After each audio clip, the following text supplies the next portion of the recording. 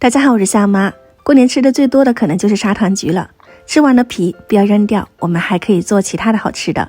像这样子用刀刮出来的皮会好看一点，晒干后就是柑橘皮，它可以用来做卤料、香料，去腥味是好帮手哦。还有一种吃法就是放入清水里面，加入食用盐，搓洗几遍，也可以放入锅里面焯水几分钟，去一下苦涩，捞出来控水，切成细丝，放入盘中备用。锅里倒入300克白砂糖，300克清水，比例1:1，把白糖熬融化，就可以放入橘皮。我这里分2次熬的，搅拌均匀。这个时候水分特别的多，可以开中火，先让它熬上一会儿。